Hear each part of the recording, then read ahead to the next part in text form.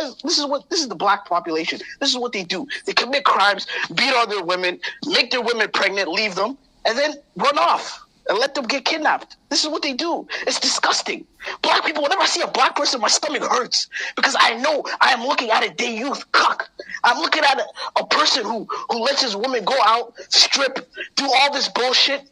And, this is all I have to say, bro. You guys are disgusting, bro. I hate black people. Listen, when I look at black people, I am looking at the most degenerate group of people in the world. I am looking at descendants of slaves. Listen, of course you were slaves. Look how subservient they are.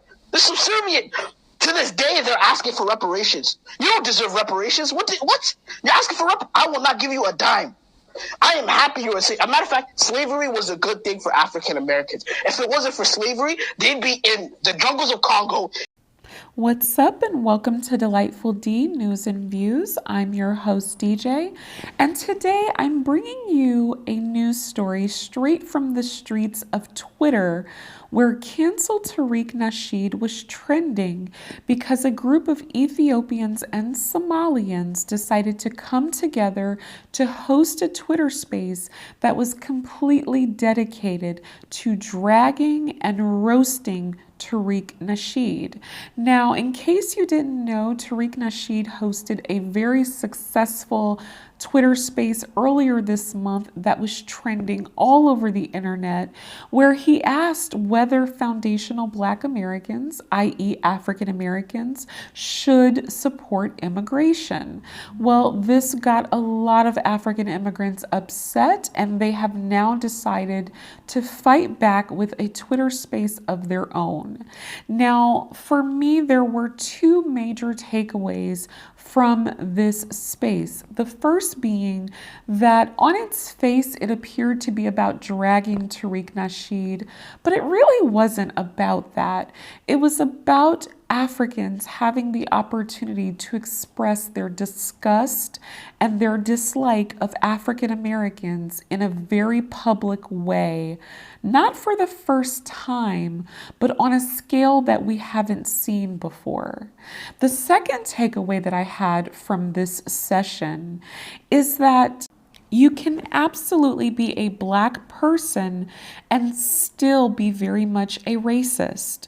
Yes, you can be a Black person and practice racism. You can practice the harmful culture of spreading stereotypes and prejudice. And this was very prevalent throughout the space.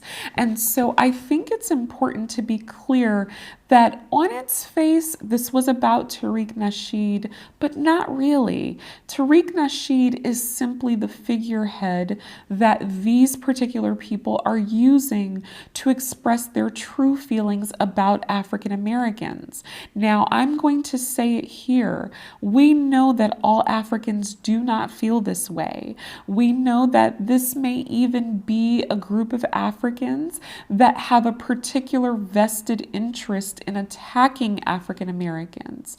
But we also need to be honest that the sentiment that these Ethiopians and Somalians expressed during this space are very common throughout the African community. And it is time that African Americans and Africans address this, because there's no way that we're going to begin to understand one another better or work with one another in any functional way if we can't admit the truth, which is that Africans do harbor a lot of negative sentiments about African Americans. So check out these tweets of the Africans going in on Tariq Nasheed, as well as Tariq Nasheed basically calling for help because it was so intense, and then I will come back with my final thoughts.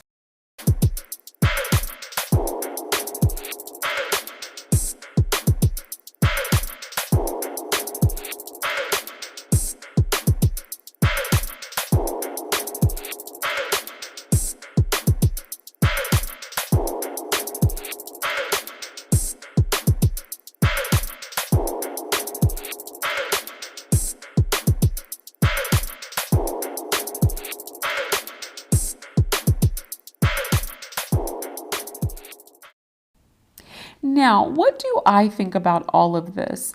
I think that there are valid points on both sides, but there is nothing, absolutely nothing that justifies the racist rhetoric that you heard at the beginning of this video or that you heard throughout that entire Twitter space. It was inappropriate. It was absolutely hate speech, and it should have not been allowed to go on as long as it did. Now, are there some aspects of African American culture that need to be addressed and called out? Absolutely. And one thing that I will admit is that African Americans must understand that if we want to have a seat at the table with other functional cultures, we're going to have to begin to address our own issues in-house.